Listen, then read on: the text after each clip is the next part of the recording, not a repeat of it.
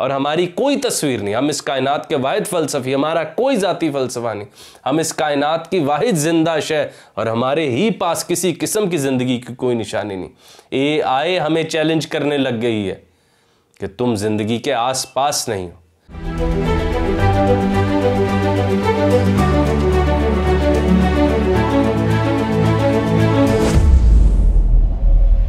गो के बाद तो आज हम प्रोमीथियस के बारे में करने वाले हैं, which is again a very famous Greek myth, जिसको लिखा स्काइलस ने, जिनके बारे में कहा जाता है गॉड इंटॉक्सिकेटेड मैन।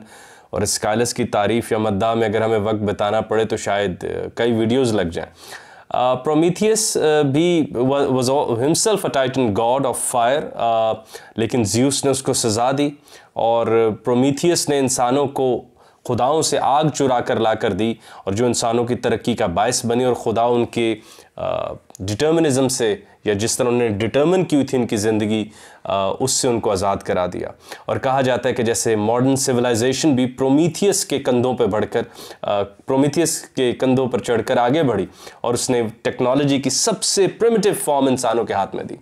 इंसानों को डर लगता था अंधेरे से, उन्होंने आग से अपनी गारों में रोशनी कर ली। वो जानवर जिनसे वो डरते थे उनको काबू में कर लिया और उनको पाल लिया, और इंसान के कई खौफ दूर हो गए, सबसे बढ़ के सर्दी का।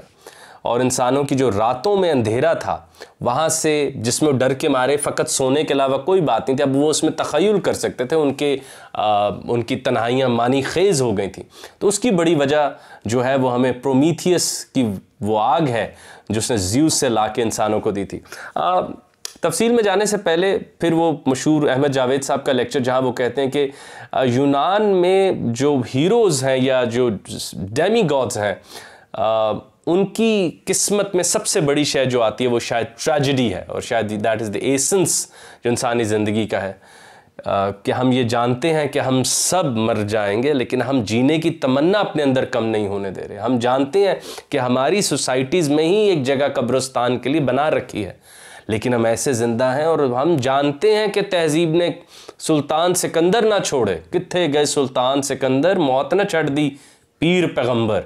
मगर हर इंसान ऐसे जी रहा है जैसे कि बस वो हमेशा इटर्नल लाइफ लेकर आया। तो फिर जावेद साहब ने वहाँ मीर के बारे में कहा कि मीर ऐसे हैं कि वो आम आदमी को भी इस ट्रेजेडी की हमाला पर चढ़ने के लिए राह हमवार करते हैं कि आओ मैं तुम्हारी आम ज़िंदगी में एक यूनानी खुदाओं वाला मानी ऐड कर दूं। खैर, प्रोमीथियस ने क्या किया कि उसने ज़्यूस से आग चुरा कर इंसानों को दी, और इंसान अब खौफज़दा नहीं थे क्योंकि उनके पास आग आ चुकी थी। अब वो खाना पका सकते थे, सर्दी से बच सकते थे, अंधेरे से नहीं डरते थे। और जब हम आगे चलते हैं और ज़्यूस को ये बात पता चली, तो एज़ यूजुअल यूनानी खुदाओं ने बहुत सी, हम आगे भी कवर करते रहेंगे, सिसिफस को, नार्सिज्म के हवाले से जो साइकोलॉजिकल डिसऑर्डर, हमने ऑलरेडी एक वीडियो अपलोड कर रखी है, तो आप देखेंगे उन्होंने इनको भी सज़ा दी। और प्रोमीथियस को ये सज़ा दी गई कि उसको एक पहाड़ के ऊपर, एक चट्टान पर उसको टांग दिया गया, और एक उकाब आता था जो उसके जिगर को चोंच से आहिस्ता आहिस्ता खाता था सारे दिन में, और जब रात होती थी तो वो उड़ के चला जाता था, और उस रात में सुबह उसका जिगर दोबारा जो है वो नया हो जाता था, और सुबह फिर उकाब आता था और चोंच से आहिस्ता आहिस्ता उसका जिगर खाता था। प्रोमीथियस का जिक्र इस्लामिक फ़िलासफ़ी में भी डॉक्टर अली शरीयती ने अपनी किताब में किया है, आप उसे कभी देखिए। और उनकी किताब खोया हुआ आदमी में बल्कि कई ग्रीक मिथोलॉजीज़ को उन्होंने रिलेट किया और हमसे बात करने, उन्होंने हमें समझाने की कोशिश की। लेकिन प्रोमीथियस के हवाले से जो एक चीज़ बहुत इंटरेस्टिंग मिलती है, वो एक अजीब सी बात है। वो कहते हैं कि काफ़ी अरसा गुजर गया और प्रोमीथियस चलाया करता था कि इंसान की सबसे बड़ी आज़ादी मौत है, मगर मेरे नसीब में अब मौत नहीं है क्योंकि मैंने लोगों को ज़िंदगी दी है। मुझे मौत नसीब नहीं आएगी क्योंकि मैंने इनको ज़िंदगी दी है। मौत सबसे बड़ा छुटकारा है, और अब मैं मरने, और अपनी माँ को वो याद कर कर के चलाता था कि मौत आ जाए ताकि मैं आज़ाद हो जाऊं। ये जो उकाब रोज़ आता है मुझे डराने, मैं इससे आज़ाद हो जाऊं और मौत मुझे एक ही दफ़ा आज़ाद कर दे। और जब वो चला जाता है तो मैं और डर जाता हूँ। जब जब जिगर वापस आ रहा होता है तो मुझे उस ज़िंदगी से खौफ आता है कि सुबह वो उकाब वापस आएगा। लेकिन इसके आखिर में एक बड़ी ही ट्रैजिक लाइन है जो मैं दोहराना चाहता हूँ। कहते हैं कि काफ़ी अरसे बाद ये रूटीन चलती रही तो सुने देवता भूल गए, और सुना है एक दिन उकाब आना भी भूल गया, और सुना है कि फिर प्रोमीथियस भी भूल गया कि वो इस तकलीफ से गुजर रहा है।